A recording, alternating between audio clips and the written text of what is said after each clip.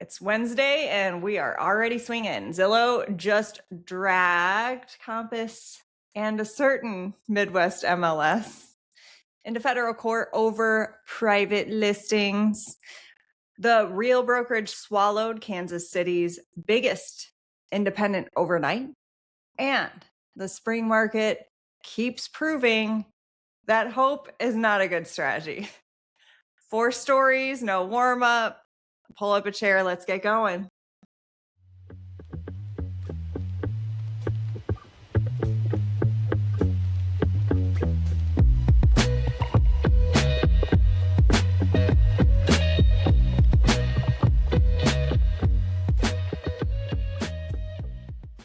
All right. Welcome to my real estate show. I am Sandi Lyn Burnett, CEO of my real estate company. I scaled a brokerage nationally into 7 states in 7 months. And I'm doing it after seeing agents get screwed over by the status quo. There's better out there for you, agents. I'm joined by my co-host, Josh. Josh Reese, the Director of Advancement at my real estate company, lead generation consultant and Inman contributor and author. And I met Sandi Lyn because her business partner threatened to burn my house down if I didn't join their brokerage. I do have that story on tape. We are joined live by producer Brian, who I served in the Marine Corps with just a couple of years ago, 21 blackjack years ago. So let's talk about what we've got going on. Our very first story, Zillow sues MRED and Compass. So Zillow filed a federal antitrust lawsuit in Chicago against Midwest Real Estate Data and Compass International Holdings, alleging the two allegedly conspired to strong-arm Zillow into displaying listings that violate its public listing standards. But here's the thing, just remind me, I'm going to keep talking about this story, but so can I sue you because you're strong-arming me into changing my business model? What the fuck is that? Who said he had a case over that? I mean, I think you could sue anybody for anything you want. I guess. I think, this is just, it's a lot of PR, really. I personally, that's what I think this is. Yeah, I agree. I think that's what it is it's like a PR lawsuit where it's highlighting, hey, we have this going on over here. So you're right. So the real deal, Housing Wire, and what is Prop Moto? Have you heard of that news source? No, I have not. Let's look that up, Brian. All confirmed the filing the same day. Per the complaint, Compass CEO Robert Refkin allegedly urged MLS organizations to block Zillow from IDX and VOW feeds unless, do they call it VOW or VOW? Like virtual office windows or something like that. Anyway, yeah, I don't know. VOW feeds unless Zillow backed down. So let me read that sentence again because I know I went sideways on it. Robert Refkin allegedly urged MLS organizations to block Zillow from IDX and VOW feeds unless Zillow backed down. This is what Zillow is suing for. This is what they're alleging. MRED allegedly demanded Zillow reinstate Compass private listings in markets hundreds of miles outside MRED's traditional service area. So again, they're like, if you're breaking your own status quo, we're going to sue you over that. Like, who cares what I traditionally did yesterday? I'm waking up today and I'm never brushing my teeth again. Like, that should be my fucking prerogative. I don't understand too, like, Zillow has policies and procedures. All these companies have policy and procedures. None of them match up. And so don't you have the right to make your own policies and procedures for your business? That's my thought process. But yet we're going to sue other people to try to force them. The other thing that I think is funny is all of these policies and procedures are backed up by NAR, which is another trade organization. Nowhere in this is there any laws that I can find that they're saying any laws were violated or anything. This is all just trade organizations arguing over basically like membership rules. And Zillow started it. Zillow started it with its whole, hey, we're not going to allow, if you do XYZ in your business that you even currently do, all of a sudden we're going to change our policy and never, ever show those listings. I can I make a prediction? I want this one recorded. So I think what's going to happen is this is all just a ploy by all three companies, and I think other associations and everything too, that this is where we're going to start seeing cooperation start to happen here pretty soon. Because I think all these lawsuits are going to get so expensive that basically everybody's just going to be like, well, let's figure out how can we negotiate this. And, because we're not talking about laws that are violated. We're talking about organizational guidelines that can be amended at the drop of a hat. So I think this is the start of when we start seeing this nationwide MLS be built. Because I don't really think either side really has a strong case here. Because like you said, you're arguing about your policies and procedures within a private, well, okay, some of these businesses are public, but within a public/private business, there are policies and procedures that can just be changed with nothing. This is some pouty baby shit from what I can see. I didn't come up with this, but I like this. It is the rich people arguing with other rich people on who can build the most wealth. And we are reporting it to you live here at my real estate show.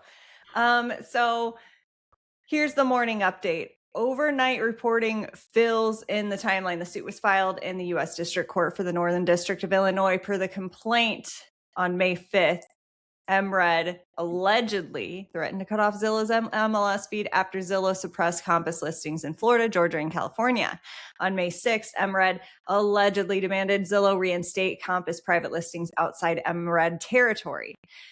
MLS Grid, whose board is chaired by MRED CEO Rebecca Jensen. Rebecca, we've been trying to get you on the show, by the way. Allegedly threatened the same day to terminate Zillow's data access. On May 8th, Compass terminated all of its direct listing feeds with Zillow nationwide. I was not aware of that. Were you? No. That's amazing. Yeah. That is a bold ass move, Bobby Refkin.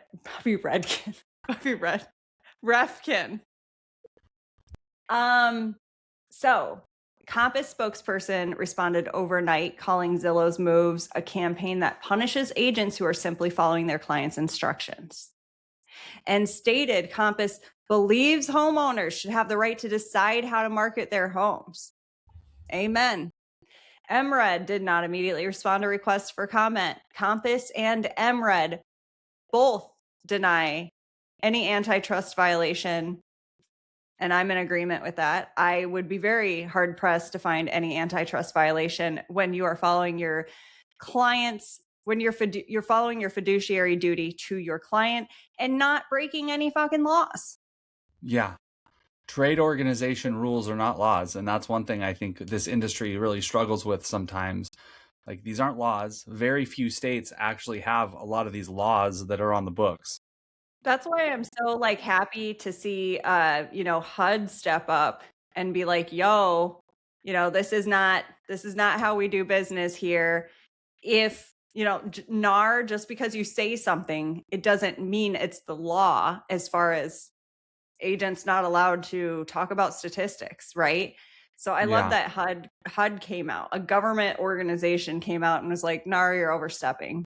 I think for agents, the interesting question with this whole thing too is what happens when your fiduciary duty that your clients want you to do is in violation of one of these trade organizations that you're a member of, especially in an MLS.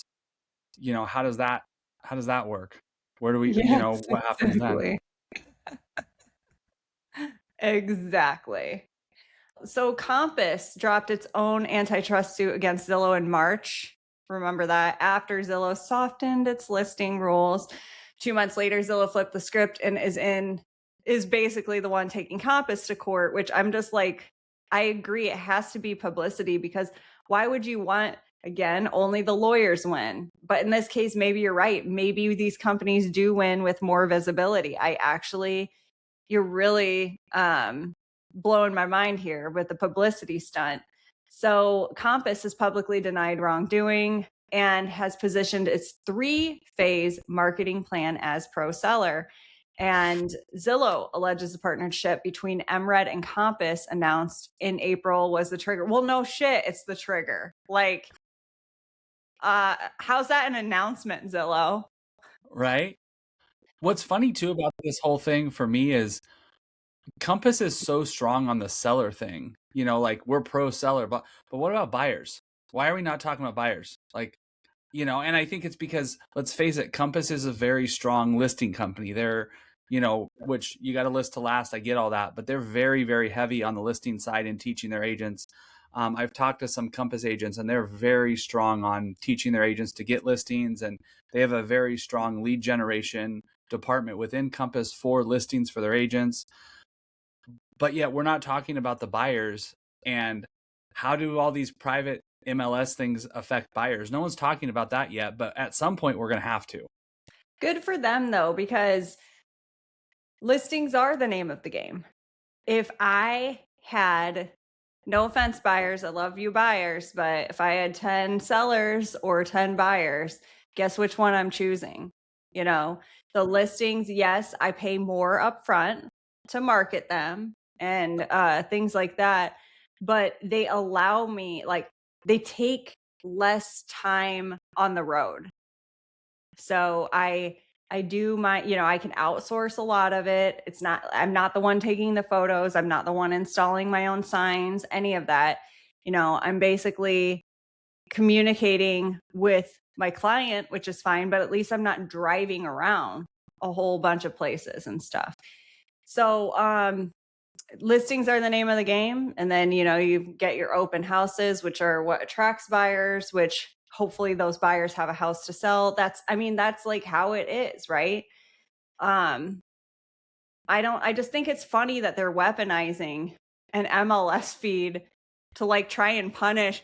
Basically, again, this is another thing where the agents are the ones that are paying the price, because what's going to happen with MRED's dues now that they had to lawyer up and go to court and all this other shit? Is Compass helping them with that? I don't know, because MRED's named in the lawsuit.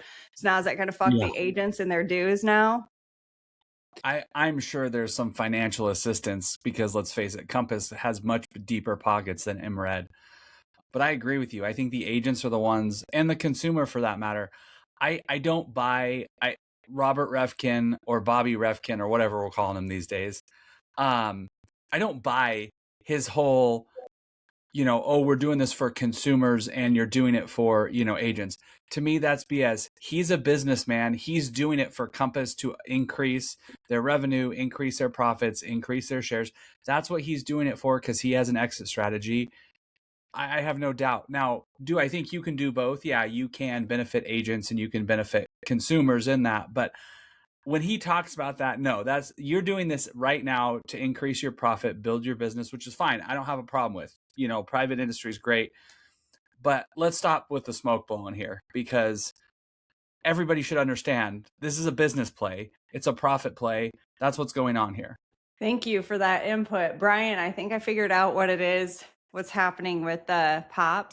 And that's like my nail keeps hitting the desk, you know, when I talk with my hands.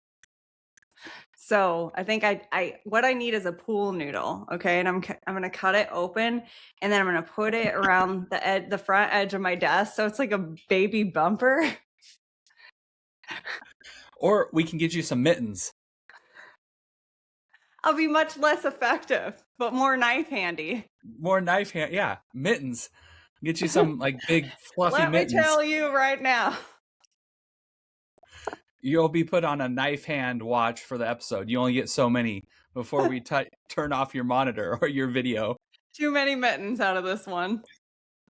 All right, let's talk about Real Brokerage absorbing Kansas City's #1 indie. They announced that Chartwell Realty, it's Kansas City's top independent full service brokerage and the 13th largest in the metro by volume. Their whole brokerage is joining Real. So that's 150 agents and roughly 500 million in 2025 sales volume. Chartwell president Brant Ellsbury and VP Rob Murray founded the firm in 2007, and Real now sits over 600 agents in the Kansas City market. Housing Wire and Weekly Real Estate News confirmed the integration. That's a new one for me too, Weekly Real Estate News. New news to me. Real Chief Growth Officer Jason Cassidy cited cultural and technological alignment. This drop lands at the same week Real is finalizing. They say they're finalizing their $880 million acquisition, but they're just really still just moving forward. They're not finalizing shit until the second half. That's where it's projected to land. It's going to give Real another 2H. It's 2H 2026. That gives Real another roughly 150,000 agents globally if it closes. So they keep basically eating from both ends, independence on the local level and brand name franchisor at the top. So I just find that playbook fascinating. I find it fascinating that these cloud brokerages are buying up franchisors. Yeah, but the other thing you got to look at too, going back to the Zillow story, with all these lawsuits going on, these larger franchises, they need to protect themselves, because one lawsuit, they don't have the funds to go up against a Compass or a Zillow, and if they were to get drug into this. So I think a lot of this too is self-preservation from a risk management standpoint. Mm-hmm. I just got a text that breaking news. I'm not going to read it out loud, but it will. Let's talk about our true crime and real estate stuff that people are texting me about. If you have a tip for our true crime and real estate podcast, please do text me. I read them. On Compass's Q1 2026 earnings call, Refkin addressed the industry's shifting stance on phased marketing and took credit for forcing Zillow, Realtor.com, and other portals into coming soon and preview features. I have to give credit where credit's due as well. I give him credit, full credit for that. Full credit for these huge giants being forced to change their entire company policy and their entire company model, and even bind forces together. So Compass stock popped roughly 30% on trading day after the call, per the Real Deal. That's 30%. Holy shit. Compass is also rolling its Compass One tech platform to legacy anywhere brokerages next month with full ecosystem access by early September. What do you think about that? I think everyone knows my opinion of real estate stocks and how, but I think, if I were going to invest in a real estate company, Compass would probably be where I go. And it's because I truly believe, I don't like some of the things that Robert Refkin is doing, because I think it's a play for Compass and he's really kind of disguising it as a play for the industry. However, that being said, from an investor standpoint, he is playing a different game than everybody else is. I have a different opinion on that. I agree that it is a play for Compass, but I think that two things can be true. I think it's also a play for the industry. I think his fiduciary duty is to Compass, right? But I do think that it is a play for the industry because Compass is so big. It's the largest brokerage on the planet. And so it kind of is, he can kind of say that no matter what. Yes, and I agree. I think, ultimately it comes down to his intention, which nobody knows what his actual intention is. But I actually I did a podcast for an Inman article with James Roulette out of Texas, and he's actually a Compass agent. And he uses a very good analogy about this whole thing with, this is like the two Godzillas fighting. And the problem is, even if Compass wins, which he's a Compass agent, so but if Compass just switches and becomes where Zillow was and they're just the biggest one, we really haven't solved the problem. We've just switched who's in the power position, which once again is great for Compass and their shareholders. But ultimately, is that really a good place for the industry when you have one behemoth, which is what we saw happen to Zillow? So I think, this could go very good for the industry if they do kind of take that position of power, but then distribute, where we have a better system, and they use that, and the intention is, hey, we do want to make this better for the industry too. I think two things can be the same at once. I'm just amazed. I have a lot of respect for Robert Refkin as a business owner and a business person, because I think he's playing a much different game than we've ever seen before in real estate. Producer Brian put in the chat Prop Moto, which I'm still not convinced I'm pronouncing right, and Weekly Real Estate News, WRE News, both look like sites just using scripts to post story thumbnails. So that's kind of interesting. I mean, wouldn't surprise me one bit. Brian, not to put you on the spot, but do you have any memes or reels or anything you want to throw at us before we wrap today? Like when Josh was talking about two Godzillas, I was like, here this Revolutionary War guy, he had the quote that they used in the Patriot. It was like, to be ruled by a tyrant 3,000 miles away, by 3,000 tyrants 1 mile away. Where it's like, you're just trading between two bad choices. Yeah. Interesting. That is interesting. I think that this is a very interesting time. It's just either I'm just now waking up and paying attention to the news, or it's just become riveting now. Like every day there's a huge move happening, lawsuits, throat slashing, and, putting companies in early graves and everything. It's like I'm watching World War III real estate brokerage style. So I don't know. Either I'm just waking up and paying attention to the news now, or this is like crazy shit happening. I think the industry is definitely evolving, and we're on the forefront of a much different real estate industry.